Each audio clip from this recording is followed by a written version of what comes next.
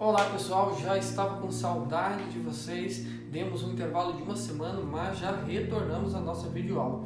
E hoje nós vamos falar sobre um tema bem legal, é sobre o céu, um tema que às vezes a mídia, os filmes, Hollywood, e sobre a influência do inimigo tem pintado como um céu tão sem graça. Um monte de nuvenzinhas brancas com pessoas vestidas de branco cantando o dia todo. Se o céu de fato for assim, sinceramente é um lugar bem tedioso e eu não gostaria de estar lá.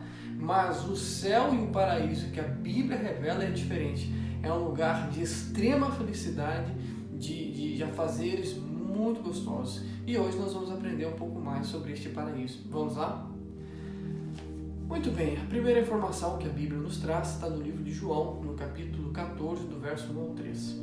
Esse texto diz que Jesus está no céu preparando um lugar extraordinário para nós. Moradas. Esse lugar é conhecido no livro do Apocalipse, no capítulo 21 e 22, como a cidade santa, Nova Jerusalém. Certo? É um lugar extraordinário, seus muros cheios de pedras preciosas, suas ruas são de ouro, um verde exuberante, uma natureza exuberante, construções, edifícios magníficos, e que ultrapassam toda a obra de engenharia e arquitetura feita aqui na terra pelos homens, porque neste caso essas construções vêm do próprio Deus. Então é algo que a gente nem consegue imaginar de tão extraordinário e lindo que é. Ok? Mas essa é apenas a cidade, a capital, onde nós certamente nos reuniremos para adorar a Deus em algum momento. Mas a Bíblia fala que o paraíso de Deus vai ser nessa terra. Essa terra vai ser restaurada. Eu não sei se você lembra, no estudo que nós falamos sobre o milênio, naquele vídeo, nós falamos que a terra seria destruída, mas no finalzinho de Jeremias 4, verso 27, diz que não de toda. E nós vimos também que a cidade santa, no final do milênio, ela desce sobre a terra e que depois da destruição dos ímpios, os salvos saem da cidade santa e vão herdar o planeta Terra. Então, o paraíso ao qual passaremos a eternidade é o nosso planeta Terra, porém restaurado, como era no princípio, o Jardim do Éden, ok? Adão e Eva foram criados e postos no Jardim do Éden. E ao final da história do pecado, nós voltaremos para esse planeta, mas que será totalmente diferente de como conhecemos agora. Então, nós vimos a primeira promessa, o céu é um lugar real, segundo João, capítulo 14, de 1 a 3. Outra coisa interessante é que lá em 2 Pedro, capítulo 3, do verso 10 ao 13, diz que o Senhor vai recriar, vai reformular esse planeta ao qual nós conhecemos. Nosso Senhor prometeu criar novos céus e uma nova terra. E realmente vai ser algo extraordinário. Daqui a pouquinho nós vamos comentar mais sobre isso. Certo? Em Mateus capítulo 5, no verso 5, diz que os humildes herdarão a terra. Então veja bem, nesse novo paraíso, nesse novo Éden, no segundo Éden, só vai existir gente boa, viu? Pessoas que decidiram hoje, no nosso mundo, durante toda a história humana, nesse período de pecado, entregar o coração a Jesus Cristo e deixar ser moldado. Esse planeta Terra é como se fosse uma escola que nos prepara para o céu. Por isso que nós precisamos tomar as nossas decisões aqui e decidir viver em conformidade com a vontade de Deus aqui, para estarmos sendo preparados para viver nesse paraíso. Porque os humildes herdarão a terra, aqueles que estão dispostos a ser submissos e obedecer por amor à vontade de Deus, ok? Não é no sentido senhor-escravo, mas é obedecer em amor, certo? Em Apocalipse, no capítulo 21, do verso 1 ao 5, já foi citado em outro estudo também, falando da cidade santa, diz que ela descerá dos céus e se estabelecerá na terra, e a Bíblia diz até aonde ela vai se pousar. É ali no Monte das Oliveiras, possivelmente um grande terremoto vai aplainar aquele lugar e fará um alicerce para que a cidade santa se estabeleça ali, certo? E essa cidade santa, ela é muito, muito, muito grande. Numa pesquisa recente que eu fiz, só para que você possa entender, ela é quadrada, em forma de cubo, altura, lado e comprimento iguais, e se nós somássemos só um lado dela, daria uma distância de São Paulo a Pernambuco.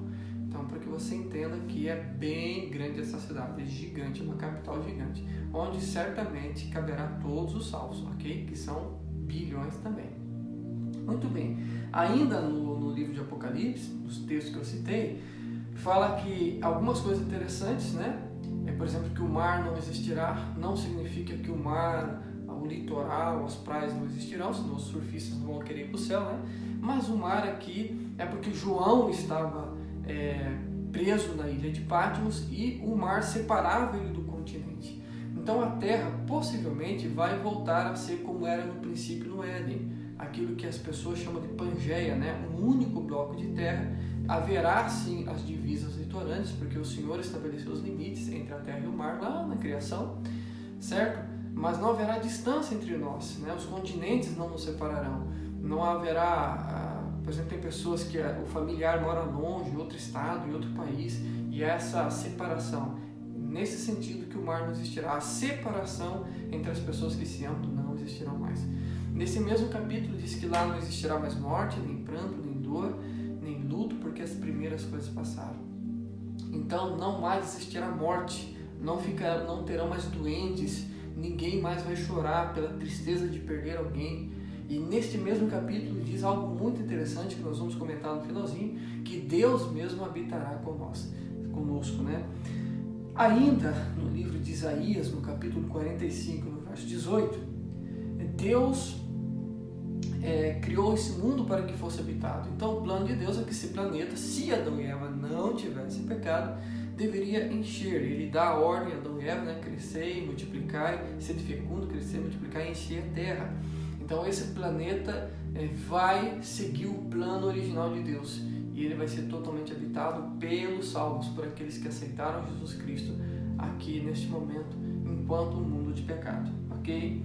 No livro de Miqueias, no capítulo 4, no verso 8, diz que o domínio original será restaurado à raça humana. Então, como era no Éden, para Adão e Eva, será novamente na nova terra e novos céus. Como era uma natureza submissa ao ser humano e o ser humano submisso a Deus. Então, nós vamos falar daqui a pouco, os animais obedeciam a Adão e Eva, havia uma harmonia, uma pacificação entre todos os seres, entre o reino vegetal, animal e humano. Mas nós vamos comentar daqui a pouco. No livro de Filipenses, no capítulo 3, no verso 21, diz que Deus dará um corpo imortal e glorioso. Essa mesma ideia está em 1 Coríntios, capítulo 15, do verso 51 ao 53, está em Isaías, capítulo 35, do verso 3 ao 6, e eu vou apenas aqui abreviar para dar essa ideia para vocês, tá bom? A ideia é que diminui um pouquinho o vídeo. Mas o que a Bíblia está dizendo? Que nós teremos um corpo restaurado, ou seja, qualquer cicatriz que você tenha adquirido durante essa vida não existirá mais. Se a pessoa morreu numa fase idosa, ao ressuscitar, ela não ressuscitará idosa, ela vai ressuscitar numa idade ali onde o ser humano se desenvolveu completamente. Não é fixo essa idade que eu estou falando, mas talvez ali 28, 30 anos, 30 e poucos anos, onde o ser humano completou o seu desenvolvimento, mas não começa mais a decadência. Então, aqueles que morreram idosos ressuscitarão jovens, ok? Aqueles que têm qualquer tipo de deformidade, deficiência, né, eles não terão mais. Então, aquele que tem um braço amputado, que nasceu com alguma deficiência física, terá o seu corpo perfeito. O cego verá, o mudo falará, o surdo ouvirá, o coxo andará, não haverá deformidade. Nosso corpo será perfeito, incorruptível, mortal e glorioso, ok? E as crianças, pastor, as crianças que morreram, elas ressuscitarão crianças e completarão o desenvolvimento no céu, certo? Então nós teremos um corpo perfeito, transformado, glorioso, como Cristo nos promete. Isso é muito bom, viu? No livro de Isaías, no capítulo 65, no verso 17, nos diz o seguinte: mais uma vez que Deus vai criar novos céus e nova terra, restaurando como era para ser, como era o Éden, será novamente. E lá no livro de Isaías, capítulo 65, no verso 21 ao 23, então a Bíblia diz que nós vamos construir casas e habitar nelas, plantar vinhas e comer do seu fruto. O que esse texto quer dizer? Que nós não vamos ficar ociosos no céu. Nós vamos ter um trabalho, mas não um trabalho que acontece aqui na terra, um trabalho gostoso. de plantar, né, de cuidar do jardim do Éden, aquela função que foi dada a Adão no início. Mas se você planta uma árvore frutífera, ela vai nascer, é a terra mais fértil que existe, certo? Vai ser algo extraordinário. Você terá um lugar, uma morada, um quarto na Nova Jerusalém, que será o nosso encontro, o nosso ponto de encontro para a adoração a Deus, mas você viverá durante a semana em uma casinha que você preparou, que você construiu do seu jeito, no campo, né, na natureza. Olha que lindo! Então eu fico imaginando, muitas pessoas aqui sofrem com a questão de moradia, não moram no lugar onde gostariam de morar, e no céu elas terão essa possibilidade de construir a sua casa, de colocar ali no seu quintal as árvores frutíferas, as frutas que ela mais gosta, as plantas, as flores, talvez construir perto de um lago de água cristalina, né, com um lindo jardim que nenhum paisagista dessa terra conseguiu reproduzir, certo? A Bíblia também nos conta que nós então plantaremos e comeremos. E vou falar um pouquinho sobre as frutas. Eu sei que existem muitas frutas que já foram extintas, né? E a gente nem sequer sabe o sabor. Mas eu quero te dizer que todas as frutas que hoje nós compramos na feirinha, no mercado, elas não têm o seu sabor original. O pecado fez com que ela perdesse o seu sabor, embora sejam muito gostosas. Só que no Éden era diferente. As frutas eram maiores, era uma cor mais viva, elas não apodreciam, não tinham bichos, elas não murchavam. Uma banana talvez era desse tamanho. Nós vemos no livro do Êxodo, né? Quando os espias eles vão na terra de Canaã e eles carregam um cacho de uva com 2 homens assim nos ombros, né, pendurado em uma vara. Isso demonstra que a natureza será restaurada e as frutas serão muito mais suculentas, maiores, saborosas, e diversas espécies que foram extintas com o pecado, que nós não conhecemos e conheceremos o sabor no Éden. E o melhor, tudo isso de graça. Você vai poder sair da sua casa de campo e numa volta no seu quintal preparar o seu de jejum, o seu café da manhã ali, com todos os tipos de frutas, castanhas e vegetais que você gosta. Não é bom isso? Hoje a gente vai no mercado e gasta uma fortuna, né? E lá no céu nós não precisaremos disso. Todo mundo vai comer bem, vai se satisfazer com as delícias que o Senhor preparou para nós, os frutos da terra. Isso é muito bom. Então nós plantaremos, nós construiremos a nossa casa, teremos um corpo perfeito, as nossas deformidades não existirão mais, seremos perfeitos, Deus habitará conosco, não existirá mais doença, não existirá a morte. Olha só quanta coisa boa, hein? Mas a Bíblia continua e diz em Isaías capítulo 65, do verso 25, o lobo e o cordeiro comerão juntos e o boi e o leão pastarão juntos. Ou seja, no princípio, Adão e Eva tinham uma harmonia completa entre os animais. Não existiam animais carnívoros no Éden, ok? Gênesis capítulo 1, verso 30. Todos os animais, inclusive leão, onça, lobo, comiam vegetais, capim. E no novo céu voltarão a comer capim, virarão herbívoros. E eu fico imaginando, eu gosto de ir em zoológico, mas quando você vai no safari, por exemplo, você tem que ir dentro do carro, né, com uma proteção. No Éden não precisará disso. Você vai conviver livremente com os animais. Você vai abrir a porta na sua casa de campo e vai estar do ladinho ali dormindo o leão. Você olha mais para frente, um casal de girafa passeando, um casal de elefante. Você olha para as árvores gigantes, ok? De muito mais de 500, 600 metros de altura, com um diâmetro gigante, né? E você vai ver araras, tucanos, todos os tipos de pássaros lindos, coloridos, com os mais lindos cantos da natureza. Você verá todas as espécies de animais livres andando no Éden e você poder passear no meio deles pacificamente, porque nós voltaremos a ter domínio sobre a natureza. Você já imaginou que lindo? Você já imaginou essa cena? Você conviver num paraíso com as melhores plantas, flores, frutas, os animais livres, o melhor ar, um clima agradável que não é nem quente nem frio, é um clima totalmente gostoso, o qual talvez nunca experimentamos aqui na Terra, certo? Então você já está vendo que o céu é algo muito bom. Algo interessante também é que lá no livro de Mateus, no capítulo 11, no capítulo 8, no verso 11, diz que nós iremos nos reunir com Abraão, Isaque e Jacó e com os grandes de todas as eras. Vejam, há uma ideia em algumas igrejas que está errada, ok? Qual é a ideia? De que lá no céu nós perderemos a nossa memória, não saberemos o que aconteceu aqui na terra. Da onde eles tiram isso? De um texto lá em Apocalipse, né? Que não faremos mais lembranças das coisas antigas. Não é isso que a Bíblia está dizendo, nós precisamos entender no contexto original. Quando a Bíblia diz isso, ela está apenas dizendo que as coisas são tão boas no céu, são tão gostosas, que nós não ficaremos trazendo à nossa memória as coisas ruins que passaram. Isso acontece aqui na terra com a gente.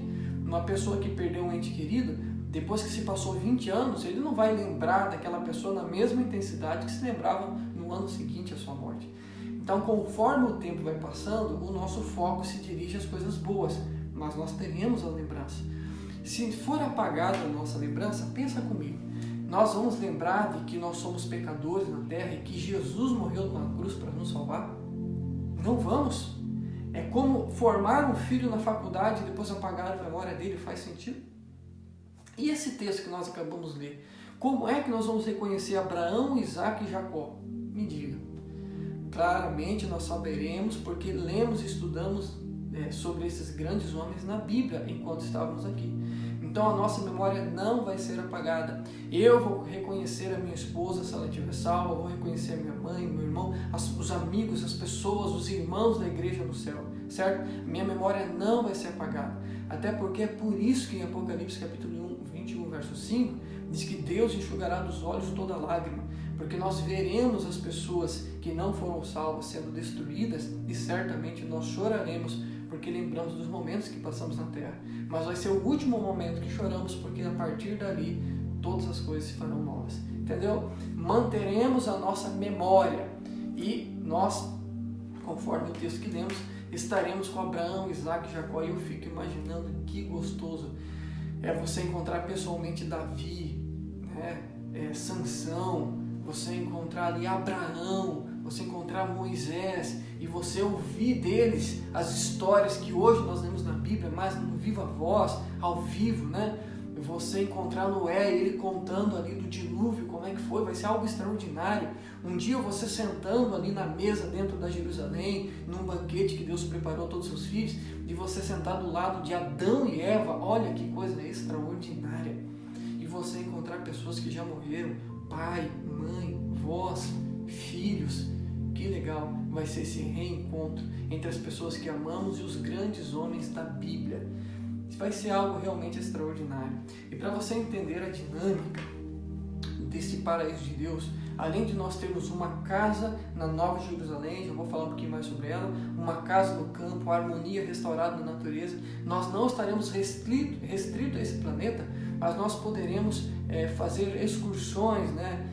Viajar pelo vasto universo, pela criação de Deus, sair desse planeta Terra e como os anjos fazem conhecer os outros mundos, outros planetas, outras criações de Deus, vai ser algo extraordinário. Às vezes a gente quer viajar e não tem dinheiro, né? Lá não será problema isso, ok? Então o céu realmente vai ser algo extraordinário. Sobre a rotina, certamente nós passaremos boa parte da semana na nossa casa de campo, reconstruindo o Éden, cuidando dele, mas de um sábado a outro, diz Isaías capítulo 66, versos 22 e 23, toda a carne, todo ser humano irá para a Nova Jerusalém, que é o centro da adoração a Deus. E nós adoraremos Deus ali e ficaremos na nossa morada, ouviremos um sermão do próprio Jesus Cristo, Deus Pai e do Espírito Santo. Que coisa extraordinária. Ouviremos talvez as músicas cantadas e regidas pelos anjos em um tom perfeito. Vai ser algo realmente impressionante, ok? Você viu como o céu é bom? Você viu como Satanás tem distorcendo a ideia do céu para que a gente não deseje ele? Eu fico imaginando um dia no céu, eu acordando, abrindo minha porta, convivendo com aqueles animais, nadando naquela lagoa, naqueles rios cristalinos, passando ali um dia no litoral, beira-praia, comendo das melhores frutas, conversando com o meu anjo que me acompanhou a minha vida inteira, com as pessoas que já se foram e que eu amo. Você vê que coisa extraordinária o céu. Bem, mas algo do que eu acho mais gostoso no céu, eu acho legal ter a cidade santa toda de ouro, uma natureza exuberante, a harmonia com a completa natureza, de você conhecer os personagens da Bíblia. Eu acho isso aqui fascinante, mas o que me motiva a ir para o céu é esse verso que diz aqui no livro de Apocalipse, capítulo 21, verso 3, e Apocalipse 22, verso 3 e 4, que diz o seguinte: Deus mesmo estará conosco, Ele será o nosso Deus, nós o serviremos para sempre e desfrutaremos de íntima comunhão com Ele. Sabe o que me dá desejo e vontade de ir para o céu? Encontrar Jesus Cristo lá. Eu imagino um dia em que eu estiver na minha casa de campo e alguém bater na porta, toque, toque, toque, eu fico pensando, será que é Abraão que veio me visitar? Será que Noé? Será que é alguns dos irmãos da igreja que nós convivíamos lá na terra?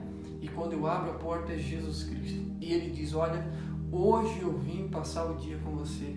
Eu tenho certeza que eu vou chorar. Eu vou bater os olhos na mão dele e vou ver que somente ele, porque todos nós somos restaurados, não temos cicatriz, mas a cicatriz nas suas mãos, dos pregos que o furaram naquela cruz, estarão lá ainda. E eu vou chorar, e eu vou abraçá-lo, e vai ser o dia mais extraordinário da minha vida, onde Deus vai passar um dia na minha casa, lá no paraíso. Então, esse estudo só nos revela que o céu é algo extraordinário e que muitas pessoas aqui na Terra estão trocando o céu por nada. Todo o tesouro, todo o dinheiro desse planeta, toda a fama, todo o status, nada vale diante do que Deus tem preparado para nós. Paulo disse assim, olha, o que Deus tem preparado para nós, nem olhos viram, nem ouvidos ouviram, nem entrou no coração humano, de tão grande, de tão extraordinário. Tudo que nós conversamos aqui ainda é pouco diante do que o Senhor tem preparado. E muitos seres humanos estão trocando o ouro por lixo. Estão trocando o céu por uma vidinha mesquinha, sem graça e infeliz aqui na terra. Eu espero que você deseje o céu. Eu espero que você deseje viver e conhecer a Deus de perto. E viver uma eternidade podendo conhecer todo o universo e usufruindo de tudo que Deus preparou para nós. Esse é o meu desejo para você. Espero que essa aula seja motivadora e faça você enxergar o céu de uma forma diferente. Que Deus te abençoe. Até a próxima aula.